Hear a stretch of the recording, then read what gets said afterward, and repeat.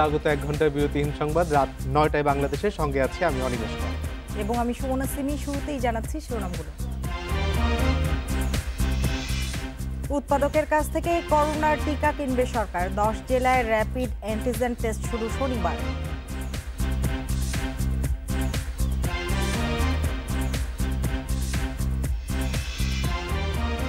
পিকে হালদারের গ্রেপ্তারি পরোয়ানার তথ্য নেই দুদকের কাছে, হাইকোর্টে জানাতে ৯ ডিসেম্বর পর্যন্ত সময়।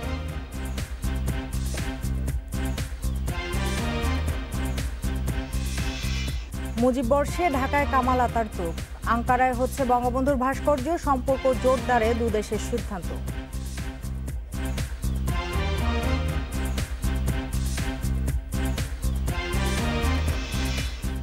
এতক্ষণ শিরোনামগুলো জানাচ্ছিলাম, এবার জানাবো পুরো খবর।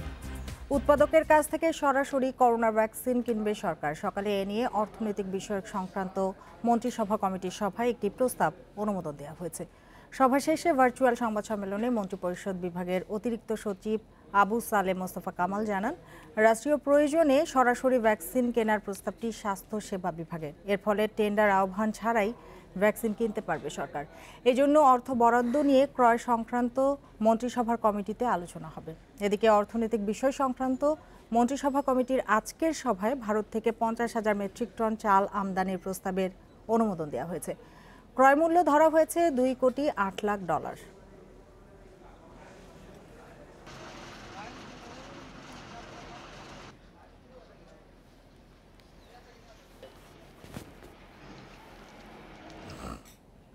দেশে করোনায় আরও ৩৮ জনের মৃত্যু হয়েছে, এর মধ্যে পুরুষ 25 এবং নারী 13 জন। এ নিয়ে মোট প্রাণহানি হল 6,713 জনের। 118টি ল্যাবে 24 ঘন্টায় 15,972 নমুনা পরীক্ষায় করোনা শনাক্ত হয়েছে 2,198 জনের। পরীক্ষা বিবেচনায় শনাক্তের হার 13.76%। বুধবার স্বাস্থ্য অধিদপ্তরের বিজ্ঞপ্তিতে জানানো হয়, দেশে মোট করোনা আক্রান্তের সংখ্যা দাঁড়ালো 4,69,423 জনে। সুস্থ হয়েছেন আরও 2,562 জন। এ নিয়ে মোট সুস্থ 3,85,776 জন। আরটিপিসিআর ল্যাব নেই এমন 10টি জেলায় শনিবার করোনার র্যাপিড অ্যান্টিজেন টেস্ট শুরু হচ্ছে। এ নিয়ে আলোচনা করতে আমাদের সঙ্গে যোগ দিচ্ছেন স্বাস্থ্য অধিদপ্তরের মুখপাত্র ডাক্তার হাবিবুর রহমান। ডাক্তার হাবিবুর রহমান, আপনাকে স্বাগত জানাচ্ছি। র্যাপিড অ্যান্টিজেন টেস্ট কেন এই 10টি জেলায় হচ্ছে এবং সারা দেশে এটি কেন হচ্ছে না? ধন্যবাদ আপনাকে। আপনি জানেন যে অ্যান্টিজেন টেস্ট সরকার বেশ কিছু আগেই অনুমোদন দিয়েছেন এবং আমরা এরপর থেকে প্রস্তুতি নিচ্ছিলাম এই টেস্টটা করার জন্য। ইতিমধ্যে আমরা কিছু কিট পেয়েছি এবং আমাদের প্রস্তুতিও কমপ্লিট হয়েছে। আমরা প্রাথমিক অবস্থায় 10টি জেলায়, যেখানে জেলা হাসপাতালে আমরা এই পরীক্ষাগুলো শুরু করছি এবং আমরা আশা করছি শনিবার থেকেই সেটা শুরু করতে পারবো। এই 10টা করার বেসিক উদ্দেশ্য হলো যে আমরা প্রাথমিকভাবে এই 10টা শুরু করব একটু পরীক্ষামূলক ভাবে এবং আগামী 7 দিন পরের মধ্যে আমরা আশা করছি যে আরো 10টা ল্যাবের মধ্যে আমরা শুরু করতে পারবো। এবং এই যে 10টা ল্যাব শুরু করতে যাচ্ছি, সেই এখানে কিন্তু আরটিপিসিআর ল্যাব নাই। সেই জন্যই আমরা যে সকল জেলায় আরটিপিসিআর ল্যাব নাই সেই জেলাগুলোকে প্রায়োরিটি দিয়েছি এই অ্যান্টিজেন টেস্টটা করার জন্য। এবং এই উদ্দেশ্যে আমরা কিন্তু এই 10টি জেলাকে প্রায়োরিটি দিয়েছি।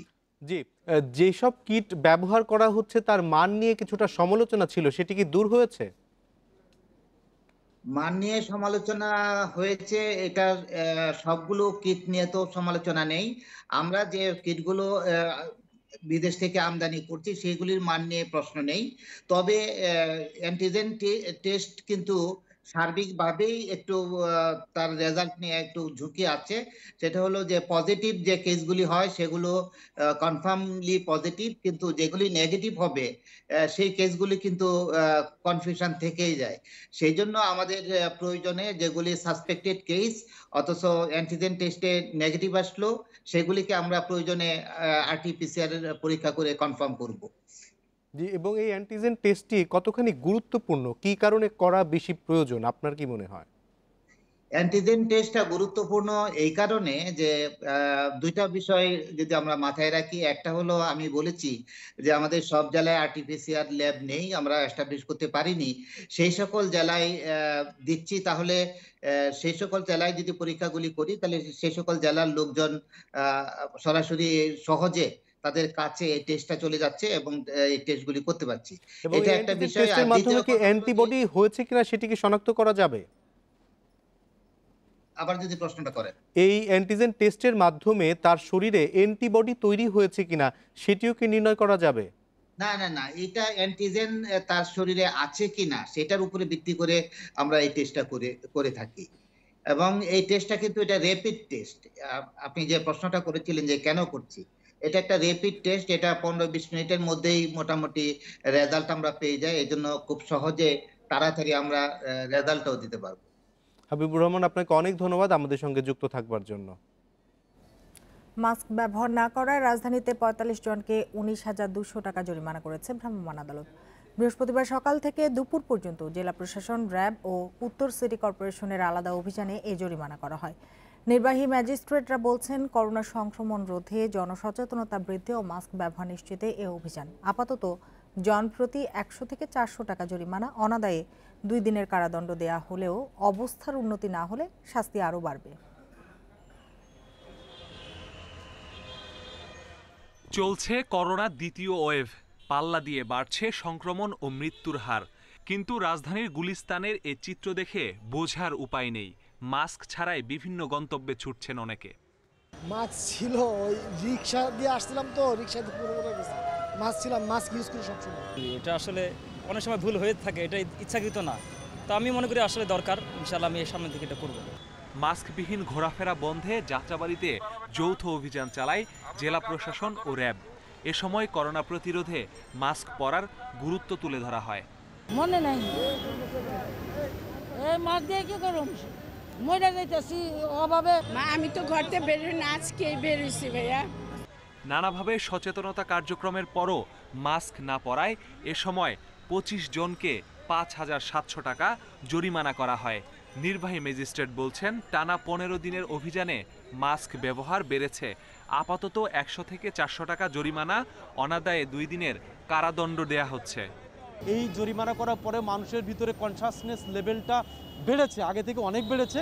আমরা চাচ্ছি এটা কিন্তু 100% যেতে, অর্থাৎ সেটা ইনশিওর করতে গিয়ে যদি দেখি না মানুষ কিছু কিছু ক্ষেত্রে তারা অসচেতন হয়ে পড়ছে, তখন কিন্তু আমরা আইনের আরও কঠিন প্রয়োগের দিকে কিন্তু অগ্রসর হব। যাত্রাবাড়ি ছাড়াও রাজধানীর বেশ কিছু জায়গায় অভিযান চালিয়েছে জেলা প্রশাসন। বিশেষ করে যারা নিম্ন আয়ের মানুষ এবং যারা স্বল্প শিক্ষিত, তাদের মধ্যে সচেতনতা কম। বিশেষ করে যারা রিক্সাওয়ালা বা যারা দিনমজুর, যেহেতু তারা স্বল্প আয়ের মানুষ, ন্যূনতম কিছু আমরা জরিমানা করছি সতর্কতা হিসেবে, এবং আমরা তাদেরকে বিনামূল্যে মাস্কও সরবরাহ করছি। এদিকে গুলশান বাড্ডা লিং রোডে মাস্ক ব্যবহার নিশ্চিতে অভিযান চালিয়েছে ঢাকা উত্তর সিটি কর্পোরেশনের ভ্রাম্যমাণ আদালত। অভিযানে ২০ জনকে ১৩,৫০০ টাকা জরিমানা করা হয়। Masudur Rahman, independent News, Dhaka. 2 kidney অপসারণে রোগীর মৃত্যুর ঘটনায় অভিযুক্ত 4 চিকিৎসক এখনও গ্রেপ্তার হননি। মামলা হয়েছে 1 সপ্তাহ আগে। নিয়মিত অফিসও করছেন, কিন্তু কোনো ব্যবস্থা নেওয়া হয়নি। বুধবার বিভাগীয় ব্যবস্থা নেওয়ার আশ্বাস দিয়েছে বঙ্গবন্ধু মেডিকেল বিশ্ববিদ্যালয় কর্তৃপক্ষ। সেটাও হলো মানবাধিকার কমিশনের তদন্ত দলের সঙ্গে বৈঠকের পর। একটি কিডনির সমস্যা নিয়ে ২০১৮ সালে বঙ্গবন্ধু মেডিকেল বিশ্ববিদ্যালয় হাসপাতালে ভর্তি হন চলচ্চিত্র পরিচালক রফিক শিকদারের মা রওশনারা। ইউরোলজি বিভাগের প্রধান হাবিবুর রহমান দুলালের নেতৃত্বে তার কিডনিটি অপসারণ করা হয়। এরপরও রওশনারার শারীরিক অবস্থার অবনতি হলে মগবাজারের ইনসাফ বারাকা কিডনি হাসপাতালে নেওয়া হয়। সেখানকার চিকিৎসক জানান, অস্ত্রোপচারের সময় রওশনারার 2টি কিডনি অপসারণ করা হয়েছে, অথচ বঙ্গবন্ধু মেডিকেল বুঝিয়ে দিয়েছে একটি। এরপর আবারও তাকে নিয়ে আসা হয় বিএসএমএমইউতে। অবশেষে সে বছরের ৩১ অক্টোবর হাসপাতালে মারা যান রওশনারা। এরপর থেকেই মায়ের মৃত্যুর জন্য চিকিৎসকদের দায়ী করে আসছিলেন তার ছেলে। মৃত্যুর 2 বছর পর আসে ময়নাতদন্তের রিপোর্ট। শাহবাগ থানায় ২৭ নভেম্বর মামলা করেন নিহতের ছেলে রফিক শিকদার। মামলা দায়েরের পর বুধবার ঘটনা তদন্তে বঙ্গবন্ধু মেডিকেল বিশ্ববিদ্যালয় কর্তৃপক্ষের সাথে বৈঠক করে মানবাধিকার কমিশন। এ ঘটনায় সুষ্ঠু তদন্তে অভিযুক্ত 4 চিকিৎসককে বিচারের মুখোমুখি করার কথা জানায় তদন্ত দল। পোস্টমর্টম রিপোর্টেও তার বোথ কিডনিজ অ্যাবসেন্ট সার্জিক্যালি এই কথাটা লেখা আছে। তার মানে অপারেশনের আগে তার 2টো কিডনি ছিল এবং অপারেশনের পর তার 2টো কিডনি নেই। দুলাল সাহেব এবং ওই অপারেশনের সাথে সম্পৃক্ত সবাই এখানে কর্মরত আছেন এই মুহূর্তে। পরবর্তী ওই রোশনারার ছেলেরা বাদী হয়ে যে মামলা করেছেন সেই মামলার কারণে ওনারা আজকে অনুপস্থিত অথবা পলাতক ওনারা, কিন্তু ওনারা এখানে ওই 2 বছর থেকেই কর্মরত আছেন মহামান্য হাইকোর্টের ওই শোকজ বা রুল জারির পরও। এখন হাসপাতাল কর্তৃপক্ষ বলছে অভিযুক্তদের বিরুদ্ধে তদন্ত সাপেক্ষে নেওয়া হবে বিভাগীয় ব্যবস্থা। বিভাগীয় ব্যবস্থা প্রক্রিয়াধীন আছে। আর সবচেয়ে বড় জিনিস, যখন একটা বিষয় কোর্টে চলে যাবে তখন কিন্তু কোর্টের সিদ্ধান্ত কিন্তু আমাদের জন্য পূর্ণাঙ্গভাবে পালনীয়। এখন কোর্টে বিচারাধীন আছে, ওখান থেকে যা কিছু হবে সে অনুযায়ী আমরা বাকি ব্যবস্থা করব। পুলিশ বলছে সর্বোচ্চ গুরুত্ব দিয়ে চলছে এ মামলার তদন্ত কাজ। আসামি ধরার জন্য আমাদের যেসব কার্যক্রম চালাতে হয় সেটা আমরা পরিচালনা করছি। ইনশাআল্লাহ আমরা অতি দ্রুত একটা পজিটিভ আউটপুট দিতে পারবো আশা করছি। এতদিন মামলা না নেয়া ও ময়নাতদন্তের রিপোর্ট দিতে দেরির কারণ জানতে শাহবাগ থানা ও ঢাকা মেডিকেলেও যাবে মানবাধিকার কমিশনের তদন্ত দল। মাহমুদ শরীফ, ইন্ডিপেন্ডেন্ট নিউজ, ঢাকা। রোববার পিকে হালদারের বিরুদ্ধে গ্রেপ্তারি পরোয়ানা জারি হলেও এ বিষয়ে আদালতকে কিছু জানাতে পারেনি দুদক। এতে ক্ষুব্ধ হাইকোর্টের মন্তব্য, দুর্নীতিবাজ যত ক্ষমতাবানই হোক তাকে আইনের আওতায় আনা হবে, কোনো ছাড় দেওয়া হবে না। আর এ বিষয়ে জানাতে সময় দেওয়া হয়েছে 9 ডিসেম্বর পর্যন্ত। সকালে বিচারপতি নজরুল ইসলাম তালুকদার ও বিচারপতি আহমেদ সোহেলের বেঞ্চে এ বিষয়ে শুনানি হয়েছে। International leasing and financial services লিমিটেডের পরিচালক থাকাবস্থায় 2,500 কোটি, পিপলস লিজিং থেকে 3,000 কোটি এবং রিলায়েন্স ফাইন্যান্স থেকে 2,500 কোটি টাকা আত্মসাতের অভিযোগ পিকে হালদারের বিরুদ্ধে। সেপ্টেম্বরে টাকা ফেরত ও জীবনের নিরাপত্তা পেলে দেশে ফেরার আবেদন করেন হাইকোর্টে। পরে সেই আবেদন নাকচ করে আদালত। এর আগে বিনিয়োগকারীদের আবেদনে পিকে হালদার সহ 20 জনের ব্যাংক হিসাব জব্দের নির্দেশ দেয় আদালত। পরে আদালতকে দুদক জানায় পিকে হালদারকে দেশে ফেরাতে ইন্টারপোলের সহায়তা চাওয়া হয়েছে। ইন্টারপোল গ্রেপ্তারি পরোয়ানা চাইলে বিচারিক আদালতে যায় তারা। রোববার তার বিরুদ্ধে গ্রেপ্তারি পরোয়ানা জারি করেন ঢাকা মহানগর দায়রা জজ ইমরুল কায়েস। তবে এর কপি এখনও দুদকের কাছে পৌঁছায়নি। গত 15/9/2020 তারিখে আমরা বিজ্ঞ মহানগর স্পেশাল জাজ কোর্টে ওয়ারেন্ট অফ অ্যারেস্ট ইস্যু করার জন্য একটি আবেদন করেছি। সে আবেদনের আদেশটা আমরা এখনো পাইনি। Deputy attorney general A.K.M. Aminuddin জানান, গ্রেপ্তারি পরোয়ানা বিষয়ে 9 ডিসেম্বরের মধ্যে হাইকোর্টকে জানাতে হবে দুদককে। তো কোর্ট আজকে অসন্তোষ প্রকাশ করেছে যে 2.5 মাসেও কেন ওয়ারেন্ট অফ অ্যারেস্ট ইস্যু হয়নি। দুদক যে মামলা দায়ের করেছে তার সম্পত্তির বিষয়ে সেই দুর্নীতির মামলাটাও তাকে কোর্টকে সাবমিট করতে বলা হয়েছে। গত বছর ক্যাসিনো কেলেঙ্কারির তদন্ত শুরু হলে পিকে হালদারের বিরুদ্ধে অর্থ পাচার ও আত্মসাতের অভিযোগ পায় দুদক। পরে 8 জানুয়ারি প্রায় 274 কোটি 91 লাখ টাকার সম্পত্তি অর্জনের অভিযোগে পিকে হালদারের বিরুদ্ধে মামলা করে তারা। জান্নাতুল ফেরদাউস তানভি, ইন্ডিপেন্ডেন্ট নিউজ, ঢাকা। আন্তর্জাতিক শর্ত ভঙ্গের আশঙ্কায় অর্থ পাচারকারীদের তালিকা হাইকোর্টে আপাতত জমা দেবে না বাংলাদেশ ফিনান্সিয়াল ইন্টেলিজেন্স ইউনিট। এই বিষয়ে একটি প্রতিবেদন ডেপুটি অ্যাটর্নি জেনারেলের কাছে জমা দিয়েছে BFIU। বিচারপতি নজরুল ইসলাম তালুকদার ও বিচারপতি আহমেদ সোহেলের বেঞ্চে এই প্রতিবেদনের বিষয়ে শুনানি হবে। BFIU এর প্রতিবেদনে বলা হয়েছে, সব অর্থ পাচারকারীর নাম একসাথে দেয়া যাবে না, নির্দিষ্ট মামলার বিষয়ে তথ্য দেয়া যাবে, তবে তার সময় সাপেক্ষ বলে জানানো হয়েছে প্রতিবেদনে। 17 ডিসেম্বর ওই প্রতিবেদনের উপর শুনানি হবে হাইকোর্টে। বিশ্বের বিভিন্ন জায়গায় অর্থ পাচারকারী সরকারি কর্মকর্তা কর্মচারীদের তথ্য গত 22 নভেম্বর জানতে চেয়েছে হাইকোর্ট। এর আগে 19 নভেম্বর পররাষ্ট্রমন্ত্রী জানান, কানাডার বেগমপাড়ায় যারা অবৈধভাবে অর্থ পাচার করেছে তাদের বেশিরভাগই সরকারি চাকুরিজীবী।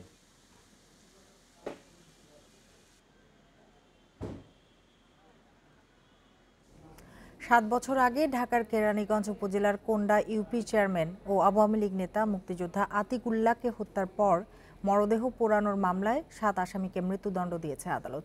বুধবার দুপুরে এর রায় দেন ঢাকার 1 নম্বর দ্রুত বিচার ট্রাইব্যুনালের বিচারক আবু জাফর মোহাম্মদ কামরুজ্জামান। ইউপি নির্বাচনকে কেন্দ্র করে 2013 সালে হত্যা করা হয় আতিকুল্লাহকে। 7 বছর পর দ্রুত বিচার ট্রাইব্যুনালে শেষ হয় এই মামলার বিচার কাজ। রায় শুনতে আদালতে ভিড় করেন কোন্ডা ইউনিয়নের অনেক মানুষ। রায়ে মৃত্যুদণ্ড দেওয়া হয় 7 জনকে। তারা হলেন জাহাঙ্গীর, আহসানুল কবির ইমন, রফিকুল ইসলাম আমিন, শিহাব আহমেদ শিবু, তাজুল ইসলাম তানু ও আসিফ এবং গুলজার হোসেন। এদের মধ্যে কারাগারে থাকা জাহাঙ্গীর ও ইমনকে রায়ের সময় আদালতে হাজির করা হয়। বাকিরা পলাতক। পলাতকদের বিরুদ্ধে জারি করা হয়েছে গ্রেপ্তারি পরোয়ানা। এই রায়ে রাষ্ট্রপক্ষ সন্দেহাতীতভাবে প্রমাণ করতে সক্ষম হয়েছে এবং রাষ্ট্রপক্ষ এই মামলা রায়ে সন্তুষ্ট প্রকাশ করে। এবং আমি মনে করি যে রাষ্ট্রের যে কোনো একজন বীর মুক্তিযোদ্ধাকে হত্যা করা এবং তার ন্যায় বিচারটা আজকে খুব জরুরি ছিল এবং এলাকার আধিপত্য বিস্তারের জন্য এবং চেয়ারম্যান হওয়ার প্রতিদ্বন্দ্বিতা নিয়ে আতিকুল্লাহ চেয়ারম্যানকে হত্যা করা হয়েছিল। এই মামলায় অপর আসামি সম্পাক্তের বিরুদ্ধে অভিযোগ প্রমাণিত না হওয়ায় তাকে খালাস দিয়েছেন বিচারক। আসামি পক্ষের আইনজীবীরা জানান, ন্যায় বিচার থেকে বঞ্চিত হয়েছেন আসামিরা, তাই উচ্চ আদালতে যাবেন তারা। একটা হত্যা মামলায় সন্দেহাতীতভাবে প্রমাণিত হতে হয় সর্বোচ্চ সাজার জন্য। আমরা বলবো যে এইখানে এই মামলায় রাষ্ট্রপক্ষ সন্দেহাতীতভাবে প্রমাণ করতে সম্পূর্ণরূপে ব্যর্থ হওয়ার পরেও বিজ্ঞ আদালত আমাদের এই আসামিদেরকে সাজা দিয়েছেন বা ফাঁসি দিয়েছেন। আমরা মনে করি যে এই আসামিরা ন্যায় বিচার থেকে বঞ্চিত হয়েছে। রায় সন্তোষ জানান নিহত আতিকুল্লাহ স্বজনরা। পাশাপাশি রায় দ্রুত কার্যকর ও পলাতকদের গ্রেপ্তারের দাবিও জানিয়েছেন তারা।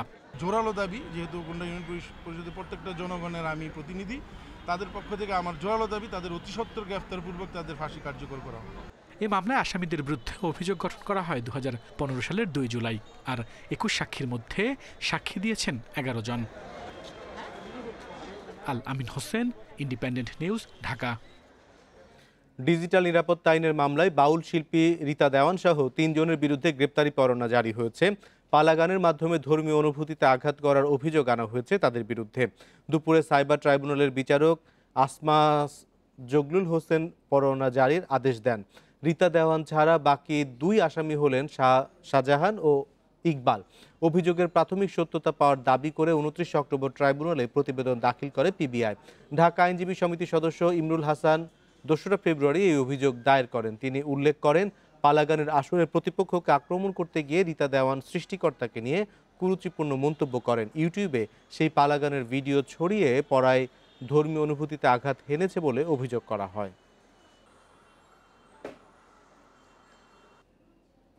31 বছর আগে রাজধানীর সিদ্ধেশ্বরীতে গৃহবধূ সগিরা মোর্শেদ হত্যা মামলায় তার ভাসুরসহ 4 জনের বিচার শুরু হয়েছে। তাদের বিরুদ্ধে অভিযোগ গঠনের পর এই মামলার সাক্ষ্য গ্রহণ শুরুর জন্য 11 জানুয়ারি দিন ঠিক করে আদালত। বেলা 12টার দিকে ঢাকা মহানগর দায়রা জজ KM ইমরুল কায়েস এই আদেশ দেন। চাঞ্চল্যকর সগিরা মোর্শেদ হত্যা মামলায় শুনানির জন্য বুধবার সকালে কারাগার থেকে আদালতে হাজির করা হয় মামলার আসামি নিহতের ভাসুর হাসান আলী চৌধুরী, তার স্ত্রী সাইদাতুল মাহমুদা শাহিন, শ্যালক আনাস মাহমুদ রেজওয়ান এবং সন্দেহভাজন ভাড়াটে খুনি মারুফ রেজাকে। এরপর শুনানি শেষে আসামিদের অভিযোগ পড়ে শোনানো হলে তারা নিজেদের নির্দোষ দাবি করেন। এ সময় অভিযোগ গঠনের বিরোধিতা ও অভিযুক্তদের জামিন আবেদন করেন আসামি পক্ষের আইনজীবীরা। পরে আদালত সাইদাতুল মাহমুদা শাহিনকে পরবর্তী শুনানি পর্যন্ত জামিন দেন। বিজ্ঞ অতিরিক্ত দায়রা জজ যে সাপ্লিমেন্টারি চার্জশিটের বিষয়টা তার আদেশে উল্লেখ করেছেন, ওই আদেশের ওই অংশটুকু এটা আইন বহির্ভূত এবং that is not in accordance with law. সেই জন্য আমরা বলেছিলাম যে এই অংশটুকু আইন সিদ্ধ না হওয়ার কারণে এই পরবর্তীতে যে কার্যক্রমগুলি গ্রহণ করা হয়েছে সেই কার্যক্রমগুলো আইনের দৃষ্টিতে এটা ত্রুটিপূর্ণ। এই 4 জন আসামি কিন্তু 164 করে কিন্তু তারা সব স্বীকারোক্তিমূলক জবানবন্দি দিয়ে তারা সব কথা বলেছে এবং এও বলেছে যে মহিলা সেও বলেছে, মানে তারা সবাই বলেছে আমরা এই কাজের জন্য আমরা অনুতপ্ত। তো আজকে ধরেন আপনারা এদের বিরুদ্ধে চার্জ গঠন করা হয়েছে 302, 201, 506 এবং 34 ধারায় চার্জ গঠন করা হয়েছে। দীর্ঘ সময় পর এই মামলার অভিযোগ গঠন করায় সন্তোষ প্রকাশ করলেও আসামি সাইদাতুল মাহমুদাকে জামিন দেয় হতাশ নিহত সগিরার স্বজনরা। 30 বছর পরে আল্লাহ তাআলার রহমতে আমরা যে আমার মায়ের হত্যার বিচারটা লিপিবদ্ধ করতে পেরেছি, এখন আমরা একটি ভালো বিচারের আশায় অপেক্ষা করছি। এই মামলার আরেক আসামি মন্টু মণ্ডলের বিরুদ্ধে আগেই অভিযোগ গঠন করা হয়েছে। 1989 সালের 25 জুলাই ভিকারুন্নেসা নুন স্কুল থেকে মেয়েকে আনতে গিয়ে সিদ্ধেশ্বরীতে দুর্বৃত্তদের গুলিতে নিহত হন সগিরা মোর্শেদ।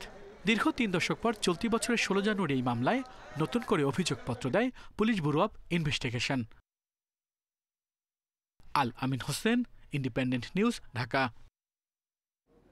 মুজিববর্ষ উপলক্ষে তুরস্কের রাজধানী আঙ্কারায় স্থাপন করা হচ্ছে বঙ্গবন্ধু শেখ মুজিবুর রহমানের ভাস্কর্য। আর দুই দেশের বন্ধুত্ব জোরদারে ঢাকায় হবে আধুনিক তুরস্কের জনক মোস্তফা কামাল আতাতুর্কের ভাস্কর্য। বুধবার সচিবালয়ে তথ্যমন্ত্রী হাসান মাহমুদ ও দেশটির রাষ্ট্রদূত মুস্তাফা ওসমান তুরানের বৈঠক শেষে জানানো হয়েছে এই সিদ্ধান্ত। দেশে যারা ভাস্কর্য নির্মাণের বিরোধিতা করছেন, এ উদ্যোগ তাদের একটি বিশেষ বার্তা দেবে বলে মনে করছেন ভাস্কররা। বঙ্গবন্ধুর ভাস্কর্য নির্মাণের বিরোধিতা এবং এর প্রতিবাদে যখন রাজপথে নানা রাজনৈতিক সাংস্কৃতিক সংগঠন, তখন সরকারকে তুরস্কের রাজধানী আঙ্কারায় জাতির জনকের ভাস্কর্য নির্মাণের সিদ্ধান্ত জানালো দেশটি। বুধবার দুপুরে সচিবালয়ে তথ্যমন্ত্রীর সঙ্গে দেখা করেন তুরস্কের রাষ্ট্রদূত মুস্তফা ওসমান তুরান। প্রায় 1 ঘণ্টা বৈঠক শেষে সাংবাদিকদের সঙ্গে কথা বলেন তারা। স্বাধীন বাংলাদেশের স্থপতি বঙ্গবন্ধু শেখ মুজিবুর রহমানের জন্মশতবার্ষিকীতে আঙ্কারায় একটি ভাস্কর্য স্থাপন করছে তুরস্ক। আর ঢাকায় হবে আধুনিক তুরস্কের প্রতিষ্ঠাতা মোস্তফা কামাল আতাতুর্কের ভাস্কর্য। আমরা সিদ্ধান্ত নিয়েছি এই দুই নেতার ভাস্কর্য দুই দেশে স্থাপন করব। শিগগিরই তুরস্কের রাজধানী আঙ্কারায় বঙ্গবন্ধু শেখ মুজিবুর রহমানের এবং ঢাকার কামাল আতাতুর্ক এভিনিউয়ে মোস্তফা কামাল আতাতুর্কের ভাস্কর্য স্থাপন করা হবে। আর তথ্যমন্ত্রী জানান, ঢাকা আঙ্কারা ছাড়াও তুরস্কের ইস্তাম্বুল এবং বাংলাদেশের চট্টগ্রামেও এমন কিছু করা যায় কিনা ভেবে দেখছে দুই দেশ। এছাড়া মুজিববর্ষের সমাপনী অনুষ্ঠানে যোগ দিতে তুরস্কের president Recep Tayyip Erdogan Dhaka আসবেন বলেও জানান তিনি। টার্কির আপনার বিজনেস ক্যাপিটাল হচ্ছে ইস্তাম্বুল এবং বাংলাদেশের বাণিজ্য নগরী হচ্ছে বাণিজ্যিক রাজধানী বলি আমরা চট্টগ্রাম। তো সেখানেও কি করা যায়, যে এরকম কিছু করা যায় কিনা সেটি নিয়েও আমরা আলোচনা করেছি। তুরস্কের এই বন্ধুত্বপূর্ণ উদ্যোগকে স্বাগত জানিয়েছেন ভাস্কররা। বাংলাদেশের বর্তমান রাজনৈতিক বাস্তবতায় একে তাৎপর্যপূর্ণ বলেও মনে করছেন তারা। এর মধ্যে দিয়ে কিন্তু একই সাথে আমরা এই তথাকথিত ধর্ম ব্যবসায়ী এবং কি বলে উদ্দেশ্যবাজদেরকেও কিন্তু আমরা একটা জবাব দিতে পারবো এবং জনমনে কিন্তু একটা স্পষ্টতা তৈরি হওয়ার সুযোগ থাকবে। বিশ্বের বিভিন্ন দেশে বন্ধুত্বপূর্ণ সম্পর্কের নিদর্শন হিসাবে এমন ভাস্কর্য বিনিময়ের রেওয়াজ দীর্ঘদিনের বলেও জানিয়েছেন তারা। Hasib Mahmud Shah, independent News, Dhaka. আগামী 16 জানুয়ারি দেশের 61টি পৌরসভায় ভোট গ্রহণ করা হবে। নির্বাচন কমিশনের সিনিয়র সচিব মোহাম্মদ আলমগীর বুধবার এই নির্বাচনের তফসিল ঘোষণা করেন। তফসিল অনুযায়ী মনোনয়নপত্র জমা দেওয়ার শেষ তারিখ 20 ডিসেম্বর, মনোনয়নপত্র যাচাই বাছাই 22 ডিসেম্বর এবং প্রার্থিতা প্রত্যাহারের শেষ দিন 29 ডিসেম্বর। তিনি আরও জানান, 61টি পৌরসভার মধ্যে 29টিতে ইভিএম এবং 32টিতে ব্যালট পেপারের মাধ্যমে ভোট নেওয়া হবে। ভোট গ্রহণ করা হবে সকাল 8টা থেকে বিকেল 4টা পর্যন্ত। এ সময় সাংবাদিকদের প্রশ্নের জবাবে ইসির সিনিয়র সচিব মোহাম্মদ আলমগীর বলেন, চট্টগ্রাম সিটি কর্পোরেশনের ভোট গ্রহণের বিষয়ে নির্বাচন কমিশনে প্রাথমিক আলোচনা হয়েছে। ডিসেম্বরের শেষে বা জানুয়ারির শুরুতে ভোট হতে পারে এই সিটি কর্পোরেশনে।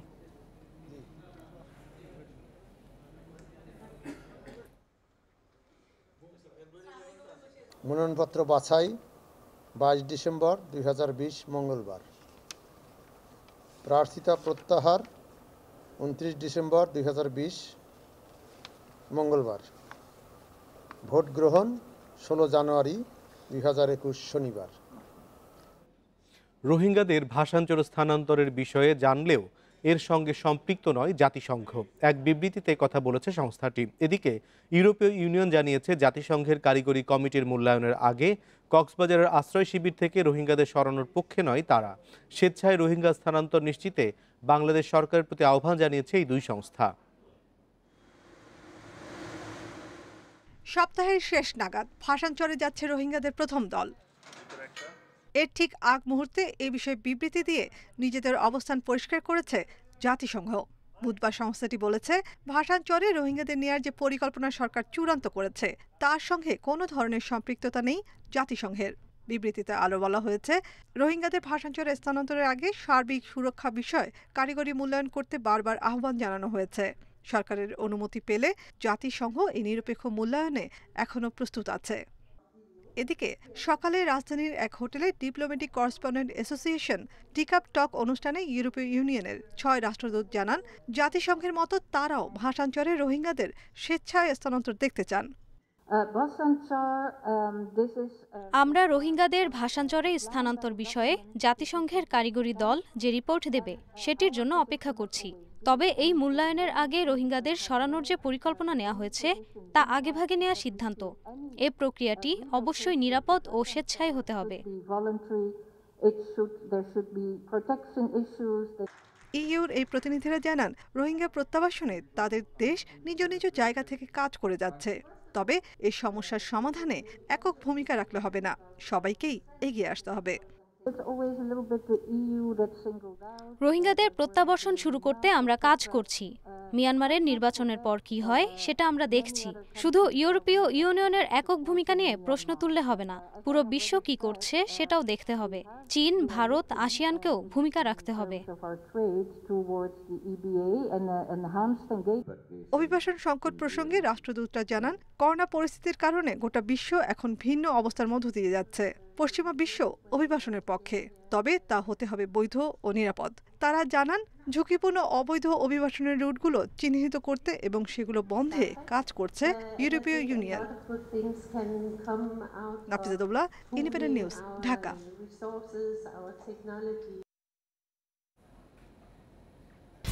বিসিবির কোভিড প্রোটোকল ও নিরাপত্তা ব্যবস্থা নিয়ে সন্তুষ্ট ওয়েস্ট ইন্ডিজ প্রতিনিধি দল। সব ঠিক থাকলে পূর্ণাঙ্গ সিরিজ খেলতে জানুয়ারির মাঝামাঝি বাংলাদেশে আসবে ক্যারিবীয়রা।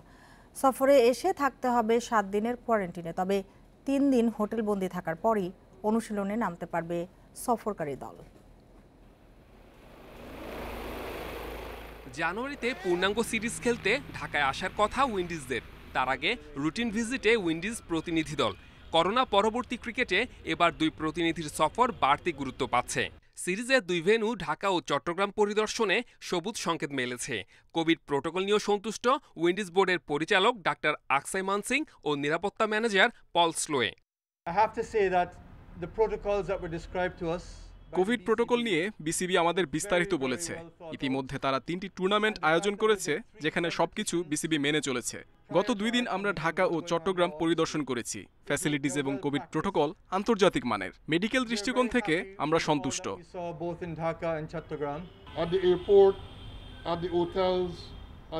বিমানবন্দর থেকে শুরু করে হোটেল, অনুশীলন ও ম্যাচ ভেন্যু সবকিছুই আন্তর্জাতিক মানের। 2016 সালে অনূর্ধ্ব 19 বিশ্বকাপের সময় বাংলাদেশে এসেছিলাম। তখন এখানকার নিরাপত্তা এবং ফ্যাসিলিটিস দারুণ ছিল, এখনো সেরকম আছে। বিসিবির সক্ষমতা আছে আন্তর্জাতিক মান নিশ্চিত করার। সফরে সে কোয়ারেন্টিন নিয়ে জটিলতায় পড়তে হবে না ক্যারিবীয়দের। তবে সবকিছু নির্ভর করছে কোভিড টেস্টের ফলাফলের উপর। বাংলাদেশে আসার আগে একবার কোভিড টেস্ট করবে সফরকারীরা, তারপর হবে আরও 3 দফা টেস্ট। আমরা 3 দিন হোটেলে থাকব। 3 দিন পর আমরা দ্বিতীয় দফা কোভিড টেস্ট করব। ফলাফল নেগেটিভ আসলে আমরা নিজেদের মধ্যে অনুশীলন শুরু করব। আর 7 দিন পর নেটে বাংলাদেশি ক্রিকেটারদের সাথে প্রস্তুতি শুরু হবে। গুঞ্জন আছে উইন্ডিজ সিরিজে কমতে পারে একটি টেস্ট, তবে এ নিয়ে এখনও চূড়ান্ত সিদ্ধান্তে আসতে পারেনি 2 board. Saiful Majumder, Independent News. Bangabandhu টি-20 কাপে হারের বৃত্ত ভেঙেছে বেক্সিমকো ঢাকা। চতুর্থ ম্যাচে এসে প্রথম জয় পেয়েছে মুশফিকের দল। বাঁচা মরার ম্যাচে ফরচুন বরিশালকে হারিয়েছে 7 উইকেটে। রবিউল ইসলাম রবির স্পিনে মাত্র 108 রানে আটকে যায় তামিমের বরিশাল। জবাবে ইয়াসির মুশফিকের দায়িত্বশীল ব্যাটিংয়ে 7 বল আগে লক্ষ্যে পৌঁছায় ঢাকা। 20 রান খরচায় 4 উইকেট নেয়া রবিউল হয়েছেন ম্যাচ সেরা। ভাগ্যের সন্ধানে ছকে ওলট পালট, ভালো শুরু তবু অধরা ফরচুন বরিশালের। মিরাজের জায়গায় ওপেনিংয়ে এসে 9 রান সাইফের। আস্থার জায়গা থেকে সরে এসে প্রথম বলে বিদায় পারভেজ ইমনের। রানের সন্ধানে সংগ্রাম অব্যাহত আফিফের। 28 রানে নেই 3 টপ অর্ডার, বাকিরাও টালমাটাল। বল হাতে দুর্দান্ত রবি শফিকুলরা। উন্মত্ত কীর্তন খোলা ত্রাস তখন বরিশাল বন্দরে। তামিমের ব্যাটের রান ছিল সেই ভরসাও এই যাত্রা 31 রানের বেশি দিল না। যদিও এরই মধ্যে প্রথম বাংলাদেশি হিসেবে টি-20তে 6000 রানের মালিক হন তামিম। 212 ইনিংসে এই রান ওয়ানডে অধিনায়কের।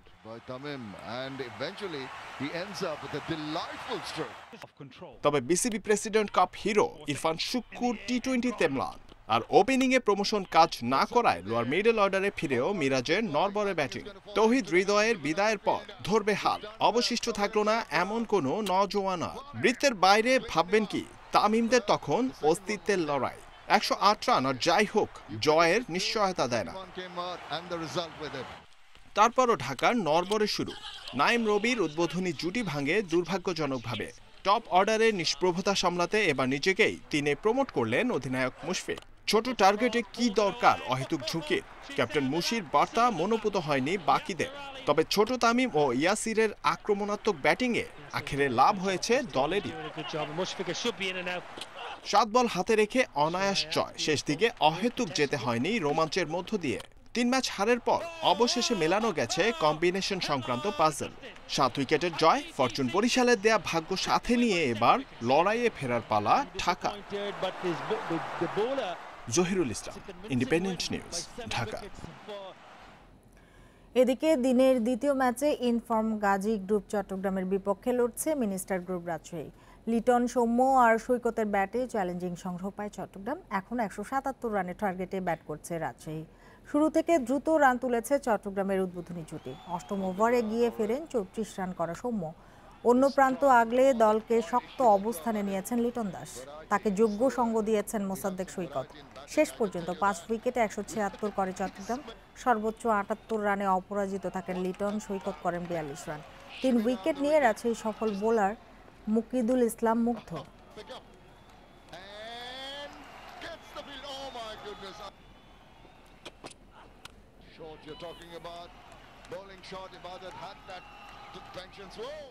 চ্যাম্পিয়ন্স লিগে রাতে ম্যানচেস্টার ইউনাইটেড পিএসজির হাই ভোল্টেজ ম্যাচ। শেষ 16-র পথে এগিয়ে থাকতে ওল্ড ট্র্যাফোর্ডে জয় চায় পিএসজির। খেলা শুরু বাংলাদেশ সময় রাত 2টায়। একই সময় গ্রুপ জির ম্যাচে ফেরেনচভারোসের আতিথ্য নেবে বার্সেলোনা। আর অ্যালিয়ান্স স্টেডিয়ামে ইউভেন্টাসের প্রতিপক্ষ দিনামো কিয়েভ। গ্রুপ এইচের টেবিল টপার ম্যানচেস্টার ইউনাইটেড। শেষ 16 থেকে মাত্র 1 পয়েন্ট দূরে রেড ডেভিলস। কিন্তু পিএসজির বিপক্ষে কাজটা কঠিন হতে পারে, যদিও সুলশায়ার শিষ্যরা ছন্দেই আছে। গুরুত্বপূর্ণ ম্যাচে এডিনসন কাভানিকে পাচ্ছে ম্যান ইউনাইটেড।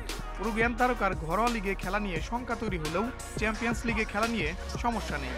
সঙ্গে রাশফোর্ড, ব্রুনো ফার্নান্দেস জুটি আত্মবিশ্বাস বাড়াচ্ছে।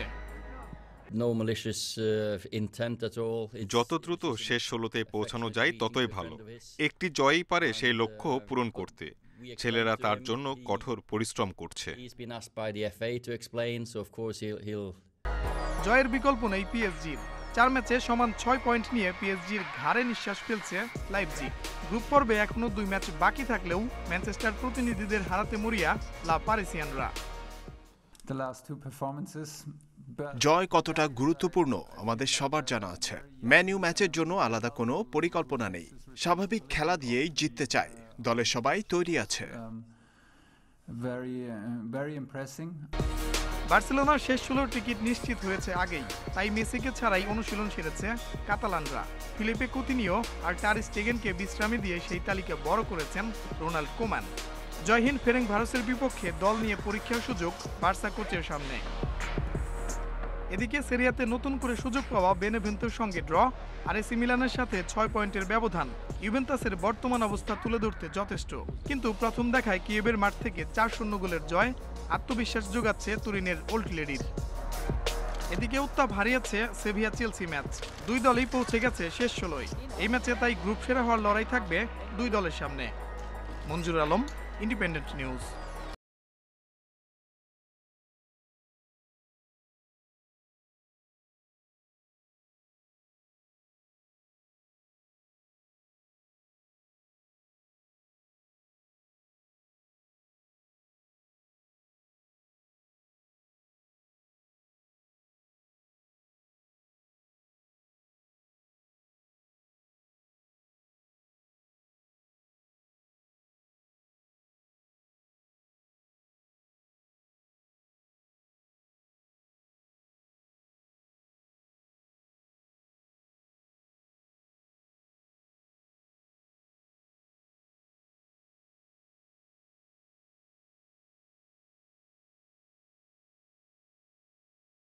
প্রতিবেদনটি থাকছে সংবাদের শেষ অংশে। চলে যাচ্ছি পরের খবরটিতে। শান্তি চুক্তি পুরোপুরি বাস্তবায়ন না হলে পাহাড়ে উন্নয়ন ও পর্যটন কিছুই হবে না, এমন মন্তব্য করেছেন বিশ্লেষকেরা। রাজধানীতে এক সেমিনারে আলোচকরা বলেন, চুক্তির বেশিরভাগই বাস্তবায়ন হয়নি, এতে পাহাড়ে অন্তর্দ্বন্দ্ব বাড়ছে। সংকট সমাধানে আলোচনার বিকল্প নেই বলে মনে করেন বিশেষজ্ঞরা। তবে এই উদ্যোগ নিতে হবে সরকারকেই। পার্বত্য শান্তি চুক্তির 23 বছর পূর্ণ হলো। আশা ছিল অবসান হবে রক্তক্ষয়ী সংঘর্ষের, বরং এই সময় উল্টো বেড়েছে হানাহানি, অন্তঃকন্দল। এসব বিষয় উঠে আসে আলোচনা সভায়। পার্বত্য প্রতিনিধিরা অভিযোগ করেন, পাহাড়ে পর্যটনের নামে শুরু হয়েছে উচ্ছেদ, এমনকি স্থানীয় নাম পাল্টে রাখা হচ্ছে বাংলা নাম। রিসোর্ট হোটেল নির্মাণ করছে বহিরাগতরা। বিজয় পাহাড়, চন্দ্র পাহাড়, এরকম নানা নামকরণ করা হচ্ছে। এরকম কিছু কিছু পাহাড়ি এলাকার নাম হয়ে যাচ্ছে ইসলামপুর। তো আমরা এই ধরনের এক ধরনের তো আগ্রাসন, অবশ্যই সাংস্কৃতিক আগ্রাসন। গবেষকরা বলছেন, পর্যটন কেন্দ্রের নামে চিম্বুকে যে উত্তেজনা সৃষ্টি হয়েছে তাও শান্তি চুক্তি বিরোধী। চুক্তি বাস্তবায়ন না করলে পাহাড়ে যে পর্যটন বিকাশের পরিকল্পনা নেওয়া হচ্ছে তা ভেস্তে যাবে। পূর্ণাঙ্গ বাস্তবায়ন যেগুলো হয়েছে কিংবা আংশিক বাস্তবায়ন যেগুলো হয়েছে, এর মধ্য দিয়েও দেখা যাচ্ছে পাহাড়ের লুটেরা গোষ্ঠীর সাথে সমতলের লুটেরা গোষ্ঠীর মধ্যে একটা শক্তিশালী বন্ধন তৈরি হয়েছে। ট্যুরিজমের নামে যখন সেখানকার মানুষের জীবন জীবিকার উপর আঘাত আসে, তখন কিন্তু পার্বত্য চট্টগ্রামকে অস্থিরতার দিকে ধাবিত করার ব্যবস্থা করা হয়। আজকে যারা প্রেসক্রিপশন দিচ্ছেন পার্বত্য চট্টগ্রামে একটা নয় 30টা আপনার 5 স্টার হোটেল হওয়া দরকার, তারা কিন্তু পার্বত্য চট্টগ্রামে অস্থিরতা তৈরির ব্যবস্থা করছে। সভায় আদিবাসী নেতারা জানান, শান্তি চুক্তির ধারা অনুযায়ী পার্বত্য 3 জেলায় 500 অস্থায়ী সেনা ক্যাম্প সরিয়ে ফেলার কথা, কিন্তু 23 বছরে অপসারণ হয়েছে মাত্র 100টি, আর 3 বছরে স্বার্থের দ্বন্দ্বে পাহাড়ে হত্যা হয়েছে 119 জন। Shahriar Anirban, Independent News. পদ্মা সেতু রেল সংযোগ প্রকল্পের নকশায় ত্রুটির সমাধান হয়েছে বলে জানিয়েছেন রেলমন্ত্রী নুরুল ইসলাম সুজন। ফরিদপুরের ভাঙ্গায় পদ্মা সেতু রেল সংযোগ প্রকল্পের স্লিপার তৈরির কারখানা উদ্বোধন শেষে একথা জানান তিনি। মন্ত্রী বলেন, প্রয়োজনে পদ্মা সেতুর 2টি পিলার ভেঙে সড়ক পথের সঙ্গে সমন্বয় করা হবে। পদ্মা সেতু উদ্বোধনের সময় সড়কে যান চলাচলের পাশাপাশি ভাঙ্গা থেকে মাওয়া পর্যন্ত ট্রেন চলাচলের আশাবাদও জানিয়েছেন রেলমন্ত্রী। তিনি জানান, রেল প্রকল্পের পরিকল্পনায় কোনো ঘাটতি নেই। 2024 সাল নাগাদ রেল চলাচল সম্পূর্ণ শুরু করা সম্ভব হবে বলেও জানান তিনি। পরে সিআরইসির তত্ত্বাবধানে চালু হওয়া স্লিপার কারখানা ঘুরে দেখেন মন্ত্রী। দিনে 500 স্লিপার তৈরির সক্ষম আধুনিক প্রযুক্তি সম্পন্ন এই কারখানায় মোট 3,70,000 স্লিপার তৈরি করা হবে।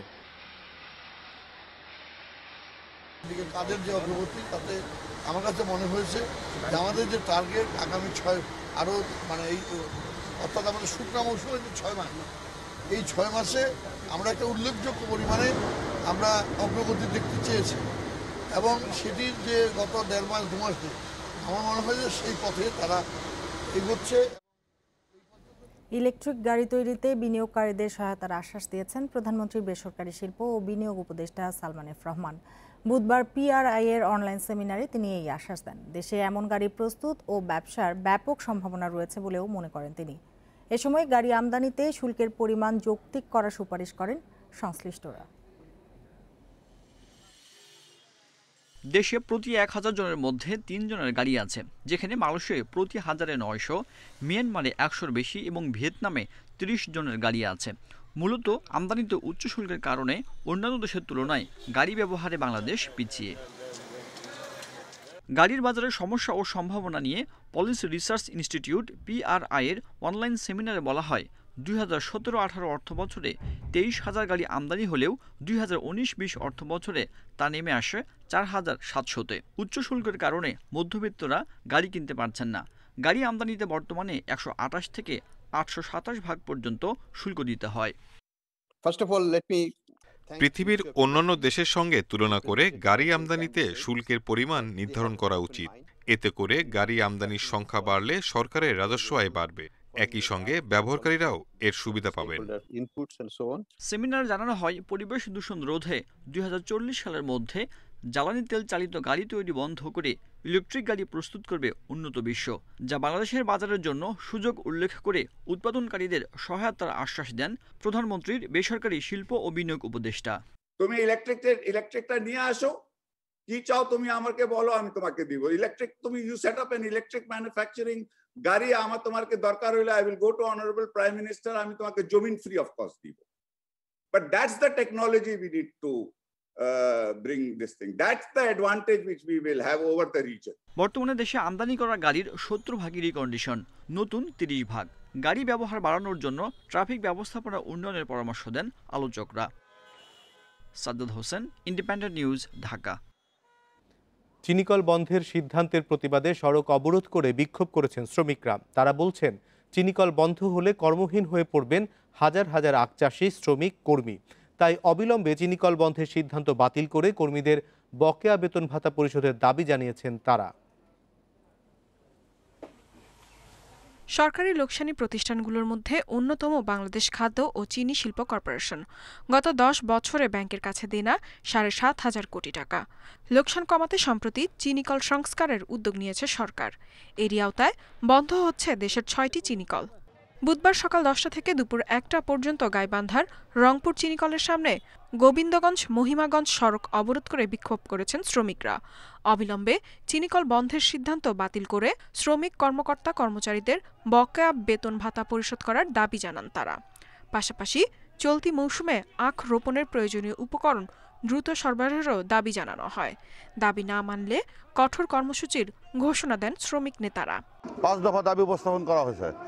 প্রথম আমাদের হলো বাড়াই মৌসুম একসঙ্গে চালু করতে হবে, দ্বিতীয়ত আখ রোপণ মৌসুম চালু করতে হবে, তৃতীয়ত আখের টাকা আগাম জমা দিতে হবে। শ্রমিক কর্মচারী 5 মাসের বকেয়া বেতন সহ মিলের অন্যান্য খরচপাতিগুলো সম্পূর্ণ আমাদেরকে দিতে হবে। রংপুর চিনিকল বন্ধের সিদ্ধান্তের পর বিক্ষোভ করেছেন এর শ্রমিকরা। তারা বলছেন, 5,210 একর জমিতে আখ চাষ করেন প্রায় 12,000 শ্রমিক ও চাষি। চিনিকল বন্ধ হলে কর্মহীন হয়ে পড়বেন তারা। পাশাপাশি 12 কোটি টাকা বকেয়া পাওনা নিয়েও আছে অনিশ্চয়তা। এই মুহূর্তে পাট শিল্প বন্ধের পর চিনি শিল্প বন্ধ মানে হচ্ছে এখানে হাজার হাজার শ্রমিক কর্মচারী, লক্ষ লক্ষ আখ চাষি কর্মহীন হয়ে পড়া। বন্ধের খবরে হতাশ পঞ্চগড় চিনিকলের শ্রমিক কর্মচারীরা। শুধুমাত্র গত অর্থবছরে মারাই মৌসুমে এই প্রতিষ্ঠানের লোকসানের পরিমাণ 40,26 লাখ টাকা। প্রতিষ্ঠার পর থেকে এ পর্যন্ত মোট লোকসান দাঁড়িয়েছে 436 কোটি টাকা। মিল বন্ধ হবে কিন্তু শ্রমিক ছাঁটাই হবে না, কিন্তু আমরা বুঝতে পারতেছি মিল যদি বন্ধ হয় শ্রমিকরা কোথায় কাজ করবে। এই পঞ্চগড় চিনিকলটি যেন অবশ্যই আমাদের বন্ধ না হয়, অবশ্যই চালু করা হয় এবং সামনে কৃষক, আজকে লক্ষ লক্ষ কৃষক এখানে তুষার উৎপাদন করেছে। বকেয়া বেতন পরিশোধ সহ 5 দফা দাবিতে আন্দোলনে নেমেছে দিনাজপুর ও কুষ্টিয়া চিনিকলের শ্রমিকরা। ইফাতারা, ইন্ডিপেন্ডেন্ট নিউজ। বিশ্বের প্রথম দেশ হিসেবে ফাইজার ও বায়োএনটেকের করোনা ভ্যাকসিন ব্যবহারের অনুমোদন দিল যুক্তরাজ্য। আগামী সপ্তাহ থেকেই প্রয়োগ শুরু হবে দেশটিতে। এই টিকা করোনা ভাইরাসের বিরুদ্ধে লড়তে 95% কার্যকর ও নিরাপদ বলে জানিয়েছে ব্রিটেনের নিয়ন্ত্রক সংস্থা। করোনা মহামারী থেকে বাঁচতে টিকা তৈরিতে ব্যস্ত পুরো বিশ্ব। পরীক্ষার চূড়ান্ত পর্যায়ে রয়েছে কয়েকটি ভ্যাকসিন। এর মধ্যে সবচেয়ে এগিয়ে গেল যুক্তরাষ্ট্র ও জার্মানির ফাইজার ও বায়োএনটেকের টিকা। যুক্তরাজ্য তাদেরকে ব্যবহারের অনুমতি দিয়েছে। যদিও করোনা টিকা উদ্ভাবন করছে দেশটির অক্সফোর্ড বিশ্ববিদ্যালয়ও সেটি এখনও ব্যবহারের অনুমতি পায়নি। ফাইজারের 4 কোটি ডোজ ভ্যাকসিন অর্ডার করেছে যুক্তরাজ্য। দেশটির প্রায় 2 কোটি মানুষ এই ভ্যাকসিন পাবে। শিগগিরই 1 কোটি ডোজ পৌঁছাবে বলে জানিয়েছেন উৎপাদকরা। ব্রিটিশ স্বাস্থ্যমন্ত্রী জানান, আগে করোনার উচ্চ ঝুঁকিতে থাকা ব্যক্তিদের উপর প্রয়োগ করা হবে এই ভ্যাকসিন। এটা একটা দারুণ খবর যে MHRA এই টিকার অনুমোদন দিয়েছে। আগামী সপ্তাহের শুরু থেকেই আমরা এই দেশের মানুষের ওপর এর প্রয়োগ শুরু করব। আমরা আগে থেকেই জানি এই টিকা কার্যকর। MHRA এটা নিশ্চিত করেছে এই টিকা নিরাপদ। এখনই আমরা এই ভ্যাকসিনটা পাচ্ছি, এটা খুবই ভালো খবর। এটি -70 ডিগ্রি সেন্টিগ্রেডে সংরক্ষণ করতে NHS সব ধরনের ব্যবস্থা ও প্রস্তুতি নিয়েছে। তবে বিশেষজ্ঞদের মতে টিকার প্রয়োগ শুরু হলেও এখনও সতর্ক থাকতে হবে সবাইকে। করোনা সংক্রমণ ঠেকাতে কঠোরভাবে স্বাস্থ্যবিধি মানতে হবে। যুক্তরাষ্ট্রের বহুজাতিক ওষুধ প্রস্তুতকারী প্রতিষ্ঠান ফাইজার এবং জার্মানির জৈব প্রযুক্তি প্রতিষ্ঠান বায়োএনটেক যৌথভাবে উদ্ভাবন করেছে এই ভ্যাকসিন। ফাইজার ছাড়াও আরেক মার্কিন কোম্পানি মডার্নার ভ্যাকসিন প্রায় ৯৫% কার্যকর এবং রাশিয়ার স্পুতনিক 5 ভ্যাকসিনটিও ৯০% বেশি কার্যকর। Sadia Fren, Independent News. আর এই ছিল আজকের রাত ৯টায় বাংলাদেশে। ইন্ডিপেন্ডেন্ট টেলিভিশনের সব খবর আরও বিস্তারিত জানতে চোখ রাখুন ফেসবুক, ইউটিউব এবং টুইটারে। সাথে থাকার জন্য ধন্যবাদ।